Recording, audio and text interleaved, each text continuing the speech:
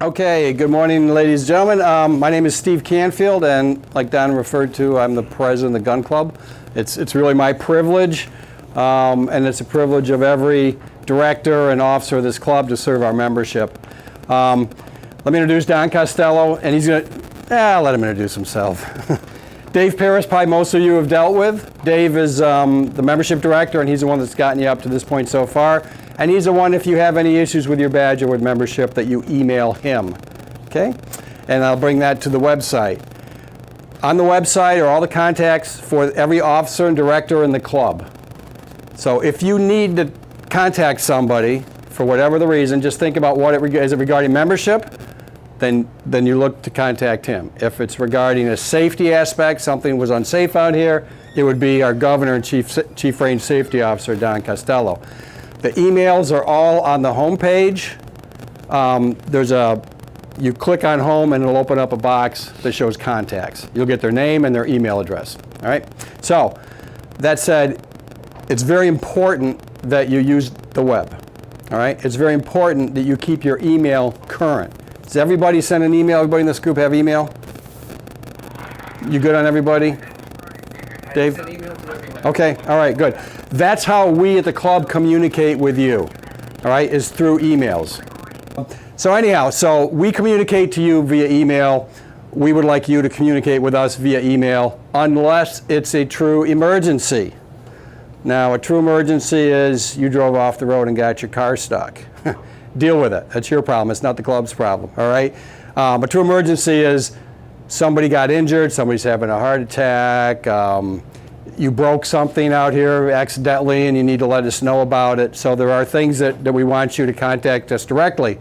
And that number is the toll-free number that's on the website, also on the front gate. So I would suggest that you put that into your phone directory under Gun Club. So you've got that number with you if something should happen where you have to actually reach one of us. That phone goes directly to Dave Bull, who's our vice president. If he's not available, he forwards it to me. So one of us will answer that phone 99% of the time, okay? There's a couple other things that are very important that as good club members you'll want to know about. The speed limit on our road is 10 miles an hour, all right? You're gonna feel like you're crawling at 10 miles an hour, but this road's a mile long and it goes by every one of our ranges. And it's in kind of rough shape now because we're in the middle of some construction, putting in drainage, underground drainage. So as you go through today, you'll see where they've gone under the road. But try and keep your speed down in that 10, 12 mile an hour range, all right? It's just kind of a polite thing with the rest of your members. What I like to do is when I get here, I roll my window down and I turn the radio off and I just, start taking in the country and the peaceful and the sound of gunfire. It's all the smell of gunpowder in the morning. Yeah, and these the dirt roads coming to us, and those roads are 35 miles an hour, and we've got some people that are all upset. If you came down 75, about people driving 50, 55 miles an hour down the road because it kicks the dust up, creates problems for them at home with their animals, with the dust in their house. We actually had the same problem here. Our road used to be just like those. Until about 4 years ago, we put millions down, paved it at a cost of about $20,000 to the club, but that was done because of all the dust. People flying through here and kicking dust up, getting all over your guns, your car, everything. So website's important. The last thing two things I want to cover is Milo. And you may or may not know what Milo is. You've read it, you've been exposed to it if you read the bylaws and the SOPs, which everyone was supposed to have done before they came today. So Milo stands for Money in Lieu of Work. So each year we ask for 8 hours of volunteer labor from each membership. So if you're a family membership, go ahead and send your wife to do the 8 hours of labor, it's okay. If you're a single membership, you're gonna have to do it, or your kids. But plenty of opportunities to do the volunteer work.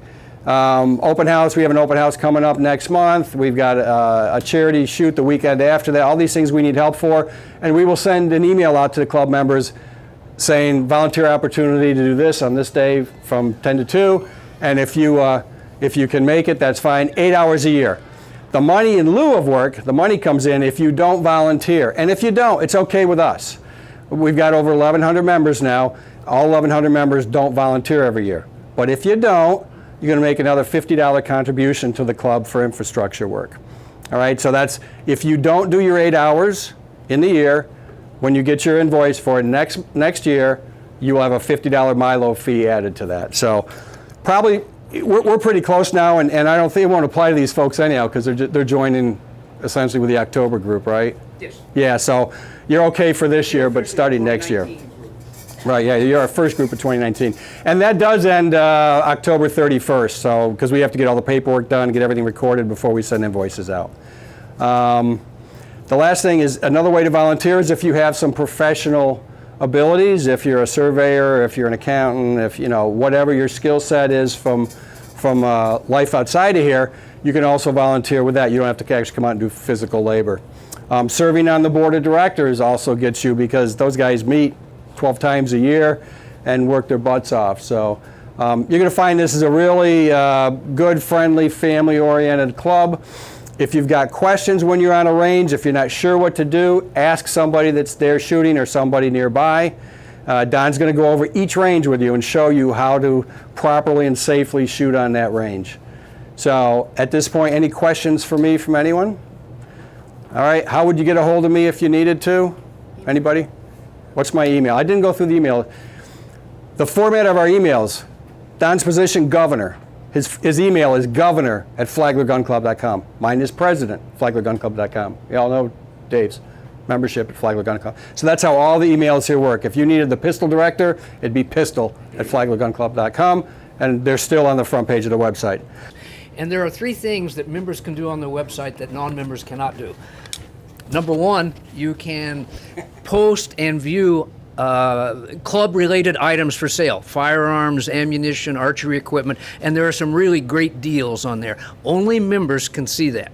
The second thing you can do is you can view your contact information that we have on file for you, your phone number, your address, your email address, and whatever. And lastly, once a year, you will have to renew your membership. Not all of you in this room will have to renew this year, but beginning next year, you will have to renew. You can view and pay your invoice online.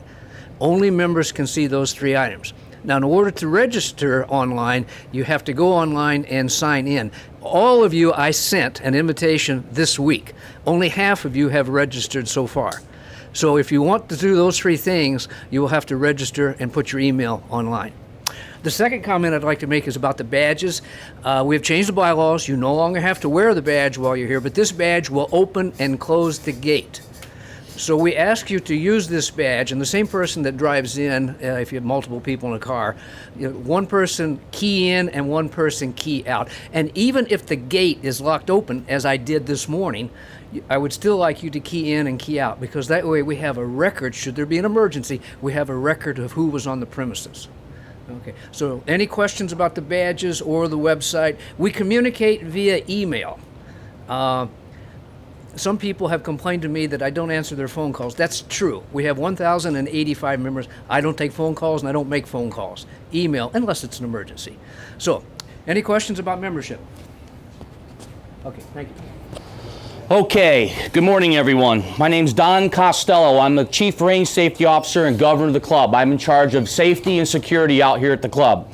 What I'm going to do here today is get you acclimated to the club and how we operate, so you can come out here and go to any of the ranges and safely operate that range. By meaning safe to go hot, which is live fire, and safe to go cold, which is a ceasefire, okay? Now I ask you, if you have any questions, please don't hesitate to raise your hand and ask a question. There is no such thing as a stupid question when it comes to firearm safety. So if you're not crystal clear on what I'm saying, please put up your hand and I'll do the best I can to answer your question. It's going to be pretty simple today. I'm going to do a lot of talking and you're going to do a lot of listening unless you have a question. The first thing I'm going to do, which is not in your packet, is I'm going to go through our introduction. I usually go through this pretty quickly and then I ask if there's any questions at the end. So here we go with our introduction to the Flagler Gun and Archery Club. The Flagler Gun and Archery Club is a non-profit organization existing for the promotion of recreational sport and competition shooting, as well as sportsmanship, marksmanship, and firearm safety. All events for the club are posted on our website. Please go to the website calendar and look for events that might interest you. A nominal fee is charged for most events to cover the cost of targets or range usage. Flagler Gun and Archery Club has no staff and is maintained by the work of volunteer members to provide a safe and enjoyable place to work and shoot. Any members who violate Flagler Gun Archery Club rules will be subject to disciplinary actions, including possible loss of his or her shooting privileges and/or membership. Any member who willfully destroys Flagler Gun Archery Club property or endangers anyone's safety may be subject to loss of shooting privileges, membership, or legal prosecution. Any member who witnesses any safety or specific range use violation should take immediate action. If you do not feel confident in politely approaching someone and correcting a safety issue or range violation, please contact the governor or any designated safety officer or range director, and they will help in handling the incident. If at any times you experience or witness anything that needs attention, you can contact any of the Flagler Gun Archery Club officers or directors. This next one's very important, and I'll be touching on it a few times today. You have the personal responsibility to make sure that every bullet you fire impacts safely on all designated backstops and berms. You have the personal responsibility to know and obey all safety rules, specific range rules, and Flagler Gun Archery Club rules at all times. You have the personal responsibility to see that your children and guests obey all safety rules, specific range rules, and Flagler Gun Archery Club rules at all times. You have the personal responsibility to know how to safely operate any and all firearms you bring to the range or use on the range. As a Flagler Gun and Archery Club member, a firearm owner and user, you're responsible for your actions and for the safe use of all the ranges that you use. There is no one set of rules that can cover every situation, but in the absence of any specific rules, you must follow generally accepted firearms safety standards and apply common sense. As a Flagler Gun Archery Club member, it is required at all times you conduct yourself in a safe, responsible, reasonable, and courteous manner. That's your introduction. Anyone have any questions? Okay, now we're going to get to the important stuff. And this is the second page on your packet. You can follow along with me if you wish. This is where if you aren't crystal clear on what I'm saying, please put up your hand and ask a question, and we'll try and figure it out together. Okay, here we go. The Flagler Gun Archery Club has 4 basic safety rules that must be followed at all times with no exceptions. Number 1, always treat your firearm as if it is loaded whether you know it is or not. Number 2, watch your muzzle. Never point your firearm at anything you are not prepared to shoot. And number 3, most important here, backstop. Always be sure of your target and where your bullets will impact behind it. Just because you staple a little piece of paper to a cardboard backer doesn't mean it's okay to pull your trigger. There's some people that are taller, there's some people that are shorter. So if you're shorter and you're aiming up and you see, wow, that bullet's gonna go through that little target and go over the berm, don't pull the trigger, lower the target so you're shooting straight at it. Vice versa, if it's too low and you think it's gonna ricochet off the ground, maybe leave the range, raise the target. So just because that target is on the backer doesn't mean you get to pull the trigger. Think about what you're doing and where that bullet's going to go before you squeeze, okay? And last but not least, finger discipline. Always keep your finger off the trigger until you're ready to engage your targets. All shooters must obey instructions given by the governor, range safety officers, or range directors when shooting on the range. In the absence of any of the above, the first shooter on the range assumes the duties of a range safety officer. So guess what? By the end of this class today, you're all going to be safety officers here at the club, because every single one of our members is a safety officer. Because you can come out here on a Friday afternoon all by yourself, go over to the action range and be the only one there. So guess what? You're going to have to be the one to make that range safe to go hot and safe to go cold, and that's what we're going to go over now, okay? This is one of my biggest things right here. And for the purposes today, the class, this is going to be our firing line, and that's going to be considered downrange, okay? Absolutely no handling of any firearms when someone is downrange. So if there are people down there, I don't have one of these in my hand. I find it very disrespectful if you have guns in your hands while there's people downrange, and I'm going to have words with you, and probably most of the members are going to have words with you. So don't be that person. So when there's people downrange, guns aren't being handled, period, okay? When the range is declared cold, and that would be considered a ceasefire, and before anyone goes downrange, all firearms must be unloaded and benched with their magazines out, bolts open, slide locked back or open, or cylinders open. So if we are on the range and the range is cold and we have a particular pistol like this one, first thing we do is we remove the magazine. Second thing we do is we lock the slide back in the lock back position, like so. Then we lay it on the bench with the muzzle facing downrange. Also, with the ejection port facing up, because now we can look inside this gun and see there's not a bullet inside the chamber. If we lay it down like this, we cannot see inside the firearm, okay? So we ask you to lay it with the ejection side port up. If you have a firearm like this, a revolver, simple. Open up the cylinder, eject the shells whether they're spent or not. Lay it on the bench with the muzzle facing downrange. You can also lay it what we call tenting, like so, if you feel like that. Either way, it's okay. We can see that the gun is safe and incapable of firing, okay? If we have a particular revolver like this one where the cylinder doesn't come out unless we take the gun apart, what you would do is you would open up the fly here and you would cycle the cylinder and eject the shells until it is completely empty. Then you would lay it on the bench, muzzle facing downrange and the fly open. The hammer cannot be pulled back now or dropped when this fly is open. So it's basically a built-in safety, okay? So if you lay this on the bench like so, we know the gun is safe and incapable of firing. More common pistols you'll see out here for people who have concealed carry are pocket pistols, small pistols. A lot of these pistols, the slide doesn't lock back. So how do we make it safe on the range? Simple, we take out a magazine, then we can take a shell casing or a stick or a pencil and put it right here in the chamber like so. Now the gun is incapable of firing and is completely safe.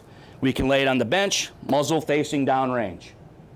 Does anybody have any questions of how pistols are supposed to look when the range is cold? Great, now we'll get on to rifles. Shotguns, fairly simple. Bolt open, okay? If there's shells in it, cycle it till it's completely empty, okay? Then you can put it on a rack or on a bench, muzzle facing downrange. Bolt action rifles, simple. Bolt open. If it has a magazine, you remove the magazine. This is a top feeder, so I would cycle it till it was empty. Once it's completely empty, bolts left open, now the gun is safe. We could put it in a rack or lay it on our bench. AR platform style rifle, simple. Magazine is out. Safety is engaged. We take the bolt, we lock it in the lock back position. Now we can look inside. There is no bullet inside the chamber. The gun is now safe. Do not close your dust cover, because now we don't know if the bolt is forward and there's a bullet inside the chamber, okay? And this way, if someone's walking by, they can't tell if that gun is safe or not, okay? So, when we make it safe, we pull the bolt back, and the chamber's clear. Any questions about AR-style firearms?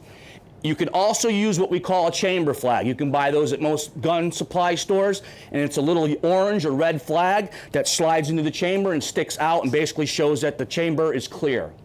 You're welcome to use those. It's not required. A lot of the guys that do tactical shooting out here use them a lot because there's a lot of guns in the area, and everybody wants to make sure things are safe, but that's your preference. As long as the chamber's open, bolt lock back, you're good. Any questions about rifles?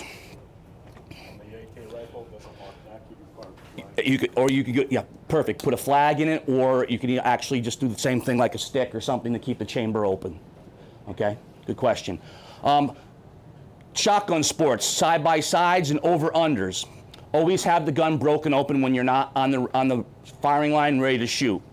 Only time you ever close the gun is when you're on the firing line. You put your shotgun shells in, you close the gun, you call your target, you shoot it. Once you're done, the next shooter stands up, you break your gun open. So the gun is always broken open when you're moving around until you're ready to engage the target, okay? When you come over to the rack, you close your shotgun, you put it in the rack. The minute you take it off, you break it back open again. And that's for side-by-side and over-under shotguns.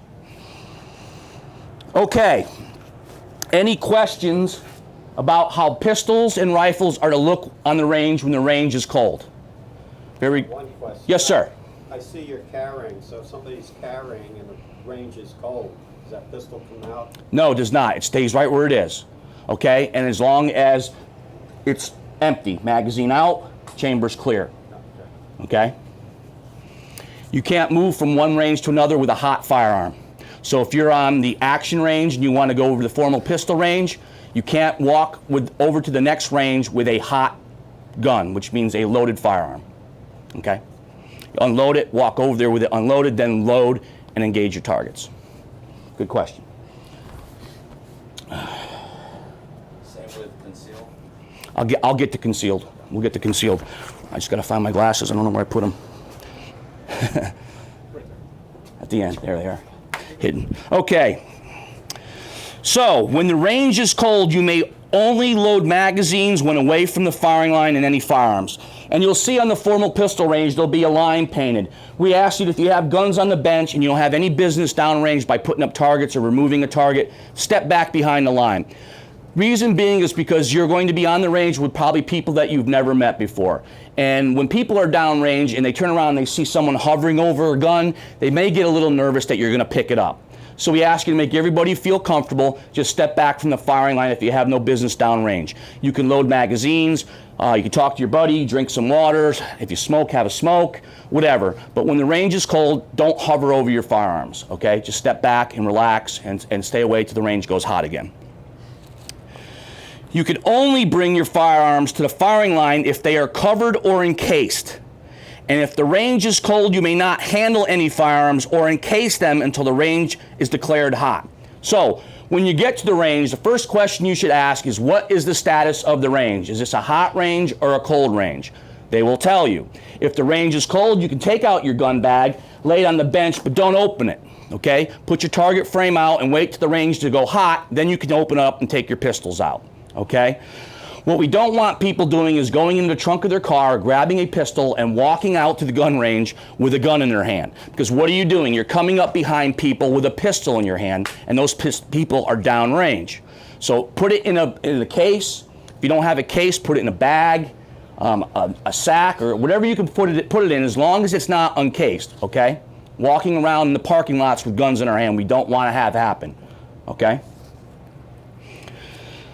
Therefore, no firearms may be brought to the range from your vehicle uncased, regardless if it's a hot or cold range. So it doesn't matter the status of the range at all. All firearms must be encased when you remove them from your vehicle. The shooting or handling of any firearms during or after the consumption of drugs and alcohol is strictly prohibited on Flag or Gun Archery Club property. Common sense. Drugs and alcohol and firearms aren't a very good mixture, okay? And we don't want to see that happen. But we have big events out here. We have big trap shooting events. We have open houses. We have tactical shooting, archery, rifle shoots. And at the end of the day, the guys and gals will take their pistols and their rifles, put them in their cases, put them in the trunk of their car, and then they'll maybe crack a couple beers or have a cocktail and talk about the day's events. But once you crack that first beer or have that first thing of alcohol, we do not go back to firearms. You're done for the day, okay? So put your guns in the car, forget about them, and then you can enjoy your afternoon, have a few drinks. You can do a grill out on the hot dogs and hamburgers or whatever you want to do. You see we have a camper out here. You're welcome to camp out here. As long as you don't camp in the middle of a live fire range, you're good to go. And that'd be a bad thing to wake up to in the morning, having bullets whizzing over your tent. So, but you're welcome to camp out here, and it's beautiful out here at night. Yeah, the mosquitoes will carry you away. You gotta wait till it gets a little cooler. Okay, so the following is prohibited on all ranges. Tracer rounds. And for some of you that don't know what a tracer round is, it's mostly used in the military, and it's used to direct line of fire. So when someone is actually shooting at you, you're shooting back, and every third or fourth bullet is a tracer round, a luminary round that shows where your bullets are impacting. So it helps you concentrate your line of fire. We don't allow tracers here. Reason being is because our entire property is surrounded by neighbors, and we don't want to burn down their woods because some of these neighbors use those trees to make money. They cut them down and they sell them. And if we burn down their money, they're going to come after us. So we ask you not to bring tracer rounds out here, even though they're fun to shoot, okay? Incendiary or armor-piercing ammunition. Now, what I mean by incendiary, there's some shotgun shells out there that will shoot a burst of fire. We don't allow those here for the same reason. We don't want to burn our neighbors' woods down. and armor-piercing ammunition. And when I mean by armor-piercing ammunition, I mean military-grade armor-piercing ammunition. That 308 right there, I can go down to Walmart and buy 308 ammo, and it will punch through steel. But I'm talking about military-grade, high-velocity armor-piercing ammunition. We don't want you bringing it here, okay? Most of you probably won't be able to get your hands on it, but someone who's ex-military or law enforcement might be able to, and we don't want you to bring it out here and use it. And any type of explosive devices, no exceptions, okay? We don't want you in your garage building a small bomb and bringing it out here and think you're gonna shoot at it and blow it up. We all know how alcohol, tobacco, and firearms and explosives feels about people and civilians building bombs, okay? If they find out there are people out here building bombs, they're gonna come out here, probably snatch you right out of your sneakers and put you in a federal penitentiary for 20 years. I don't wanna see that happen to you, so don't do it, okay? That also includes tannerite. You can buy tannerite at a lot of gun stores, or you can buy it online, and tannerite is fun. But we find that people abuse it. They usually come in a little small box, and you shoot at it, and when you hit it with a bullet, it makes a big pop and smoke. Well, what happens is people put 1, then they do 2, then they do 3, then they do 4, and then they do the whole box, and it makes a massive explosion. And then our neighbors say, hey, what are they doing out there at the gun club? I hear big explosions going off. And what happens? The sheriff comes out because they want to know what's going on too. We don't want to have that. So please don't bring any tannerite out here as well. Any questions so far? Am I going too fast? Okay. All members must have their range ID badges while on the club property. Okay? Steve touched on that real quick. Most of you have lanyards. I don't use a lanyard. I do a lot of action shooting, and I don't want my badge flopping around while I'm running around with a firearm or a rifle in my hand, so I keep mine in my wallet, which is perfectly fine. And then when I get to the gate, I just bring it over and I slide it on the gate and it opens up. If you're a couple, the person who's driving the vehicle in and swipes their card is the person who has to swipe to get you out. Now, the reason being is because you're time stamped, and it's for your security that we know that you're here. Because if anything happens on the property, we could pull up the list and see who was here at what time, and we could drill down and find out who was involved in any incidents if there's an incident, okay? So it's very good that you use your badge to get in and out. If you come to the gate and someone pulls in behind you and tries to follow you in, don't let them follow you in, okay? They may not be even a member of the club, or they may be a member who forgot their badge, but you have to politely say, sorry, swipe your badge, I don't know who you are, I can't let you follow me in. Same thing going out. If someone tries to follow you out, unless it's a guest in a separate vehicle, don't let them follow you out. Tell them they need to swipe their badge to get out so we can clock them off the property, okay?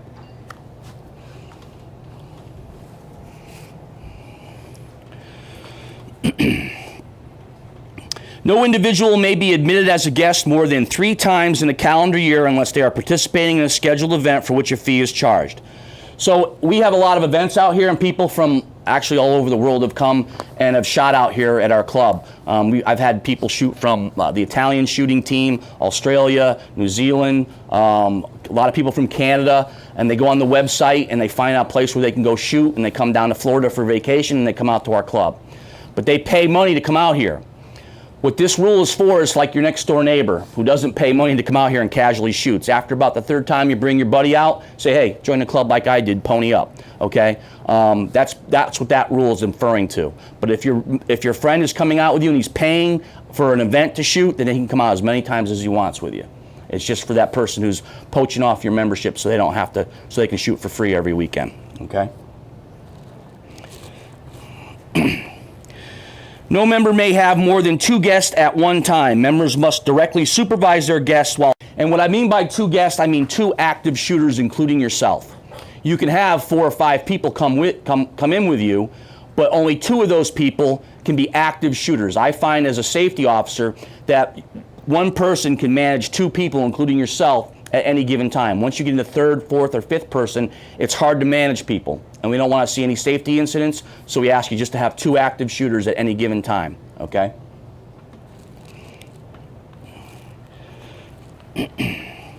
Junior members or anyone under the age of 18 years of age must be directly supervised by an adult while on the property and assume full responsibility for their conduct. Obviously, if you bring your small children out here, keep an eye on them. We don't want them climbing up on a berm and poking their head over on a live fire range. That would be tragic, okay? So we don't want to see that happen, so please Keep an eye on your children when you bring them out here. Make sure they aren't running out into a live fire range and possibly get hurt. Also, you're welcome to bring your hunting dogs out here. If some of you have hunting dogs they're used to live fire and live fire range, you're welcome to bring your dog out here. Same thing goes for your dog. Keep an eye on your dog. Don't let them run out into a live fire range. Okay? And also police his number 2. Okay? Because none of us want to be running around out here and stepping in your dog's stuff. So if you bring your dog out here, keep an eye on him. Okay? The use of eye and ear protection is required while on or within 20 feet of any firing point when shooting is in progress. Obviously, common sense. If the gun is going bang and it's hurting your ears, it's doing damage. Put your earplugs on, okay? It doesn't matter what type of hearing devices that you use for protection. Some guys use muffs. I use plugs because I do a lot of running and I don't want my ears to sweat with the muffs, so I use plugs. But whatever you feel comfortable with is okay as long as you have hearing protection, okay? And you can get those at Walmart or any gun store around here. You can get hearing protection. Same thing with eye protection.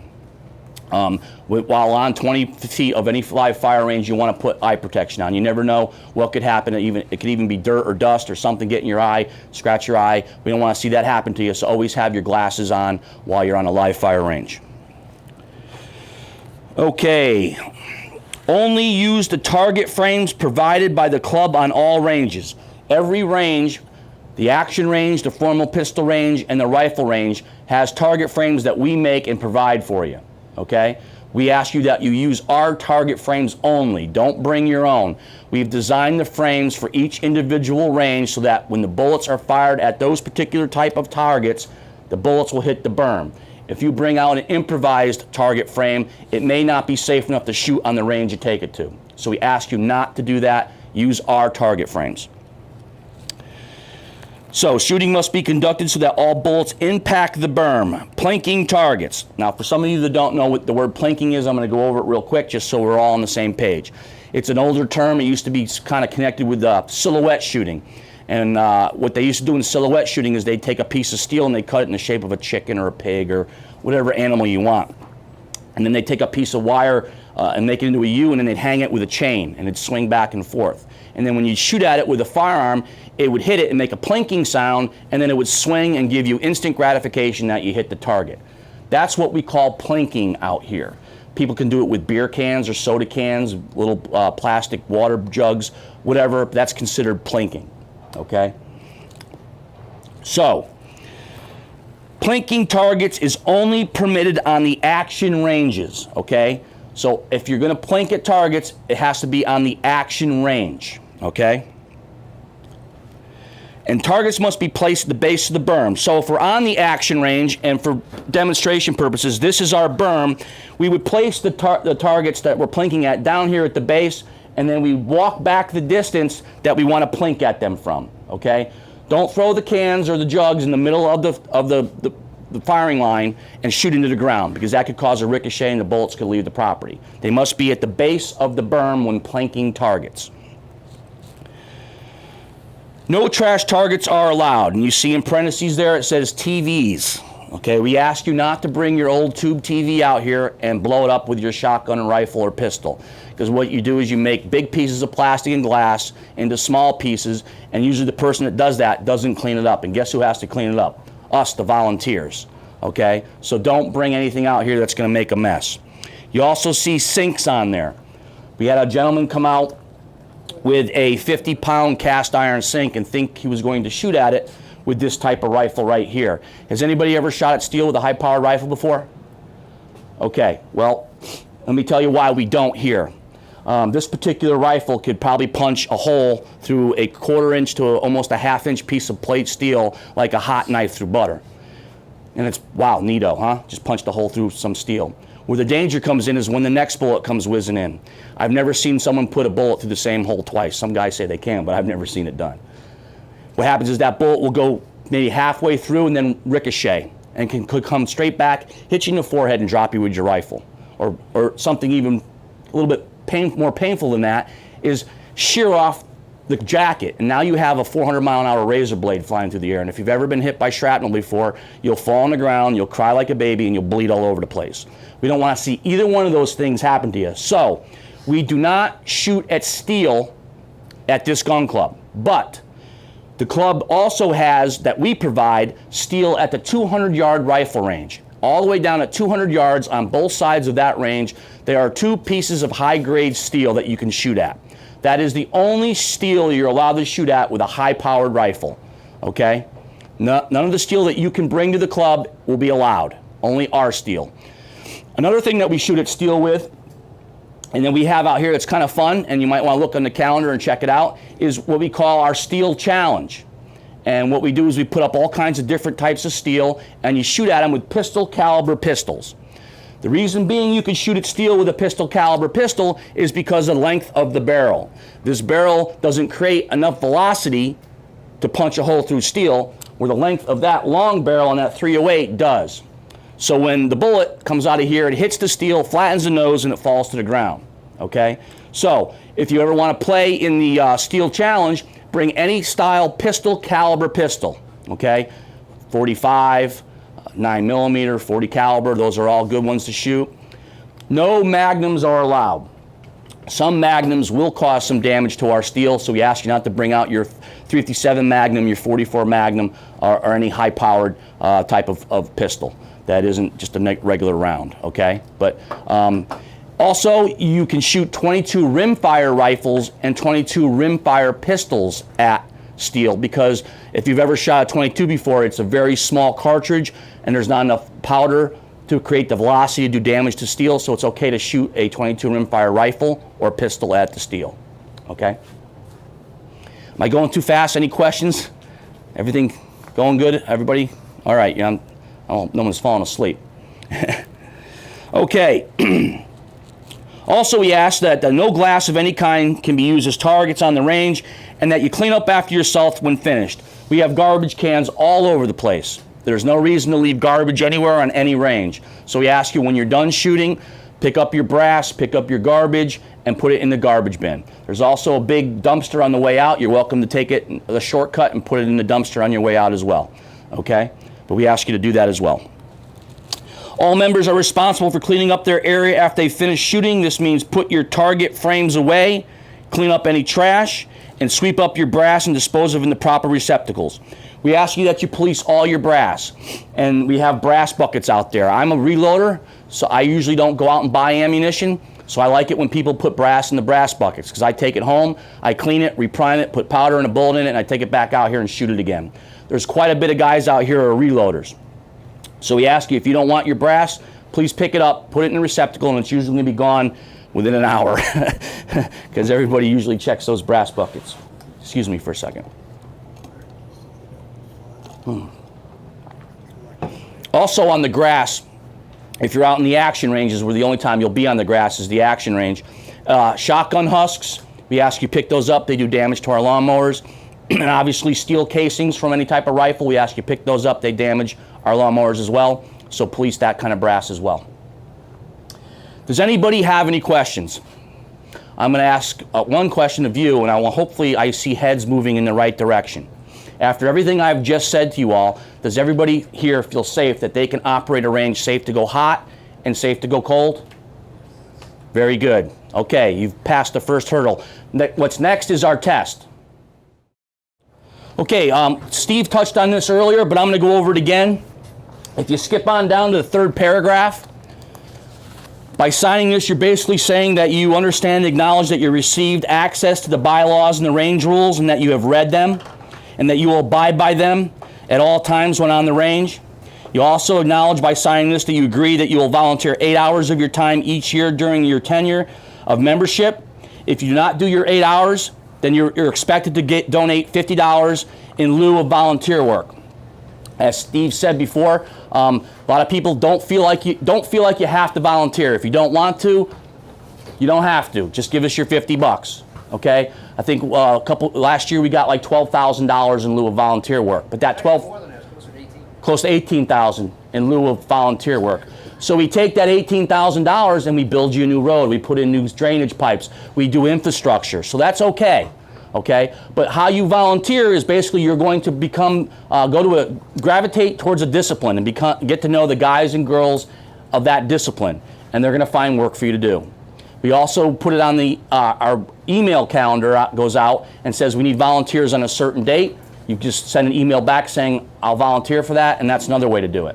But most of the time what you'll do is you'll gravitate towards a discipline, you'll get to know the director, he'll put your name down, and then he'll log the hours that you volunteer your time, and that's how you do your 8 hours, okay? So that's what you sign there. And then very last thing you're going to sign is your liability release, which basically says that if you shoot yourself in the foot, it's your fault.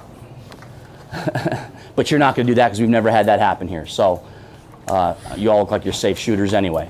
So please go ahead and sign that, and we are finished. Thank you.